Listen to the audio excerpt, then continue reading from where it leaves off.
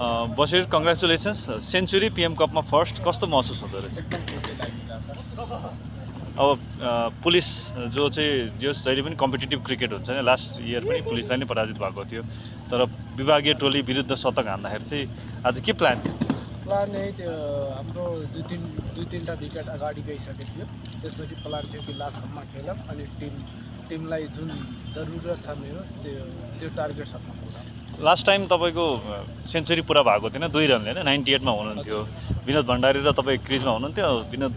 भण्डारीको शतक पुरा भयो तपाईँ 98मा हुनुहुन्थ्यो होइन सो शतक चाहिँ पुरा गर्छ भन्ने चाहिँ वेट चाहिँ गरिरहनु भएको थियो वेट प्लान टार्गेट बनाएर राख्छौँ हरेक टुर्नामेन्टमा कि एउटा दुईवटा यस्तो 50 ओभरको गेम हुन्छ त्यसमा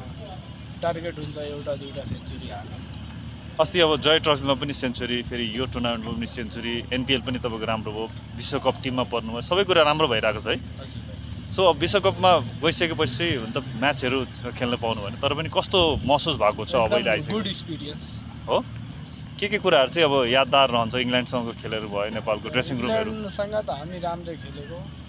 अब त्यही हो किस्मतमा थिएन जित हो सो सेन्चुरी हानिसकेपछि एज अ प्लेयर चाहिँ कतिको कन्फिडेन्स अझ बिल्ड भएको छ जय ट्रफी र यसपछि कन्फिडेन्ट राम्रो छ अनि टिमको लागि पनि राम्रो भइरहेको कस्तो जुन विश्वकपको एक्सपिरियन्स पनि भयो जय ट्रफी यो सेन्चुरी पनि भयो होइन अगाडि चाहिँ कसरी हेर्नु भएको छ चाहिँ ब्याट्सम्यान चाहिँ आफूलाई अझ केही इम्प्रुभ गर्नु छ अथवा कसरी हेर्नु भएको छ वर्क हार्ड मेहनत गर्नुपर्छ होइन शतकपछि साथीहरूको रियाक्सन चाहिँ कस्तो थियो के भन्नुभयो एकदम खुसी थियो डगआउट टिम पनि एकदम राम्रो यसपालि अब आर्मीले लास्ट इयर पनि पुलिसलाई पराजित गरेको थियो फाइनलमा चुक्यो होइन यसपटक चाहिँ टिम कस्तो छ ब्यालेन्स कस्तो छ अनि ब्यालेन्स टिम एकदम राम्रो छ अब त्यही हो 2-3 वर्ष भइसक्यो चाहिँ हामी फाइनलमा गएर